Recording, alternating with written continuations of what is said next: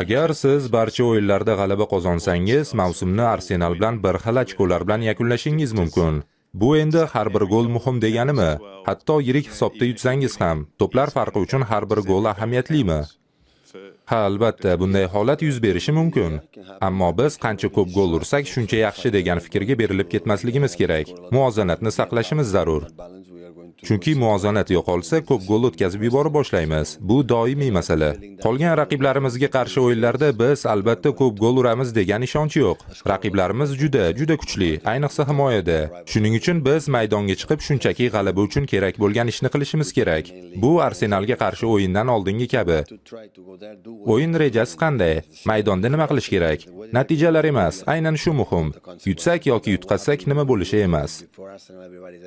Arsenal o'yinidan oldin hamma agar yutqazsangizchi deb so'ragan. Hech kim agar yutsangizchi deb so'ramagan, to'g'rimi? Shuning uchun ham hozir ham xuddi shunday. Byornlini qanday yutamiz? Rejamiz nima? O'yinning o'zi gol uramizmi yoki yo'qmi, shuni ko'rsatadi. Qanchalik yaxshi o'ynasak, imkoniyatlar shunchalik ko'p bo'ladi. Agar kimdir menga Pep, 7 hujumchini tushiringlar, 20 gol urasizlar desa, mayli tushiraman, lekin bu ishlamaydi.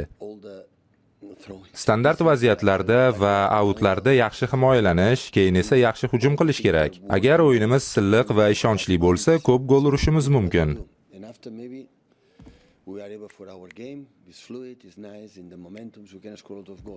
Faoliyatingiz davomida siz ko'p bor mavsumning so'nggi o'yinlarida sovrinlar hal bo'ladigan vaziyatda bo'lgansiz. Hozir ham shunday paytlarda hayajonlanasizmi?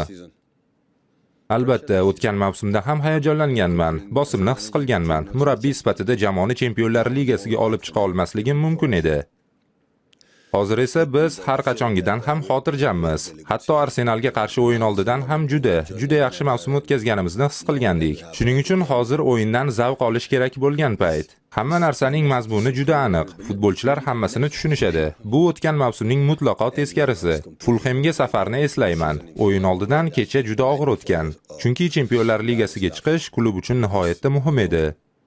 Endi esa biz bunga erishdik. Bizda Liga Kubogi bor. Bir necha kundan keyin Wembleyda Southamptonga qarshi yarim final bor va biz Premier Ligada g'alaba uchun kurashyapmiz. Bu juda yaxshi, haqiqatan ham juda yaxshi. Aynan shunday lahzalar uchun men murabbiylik qilaman.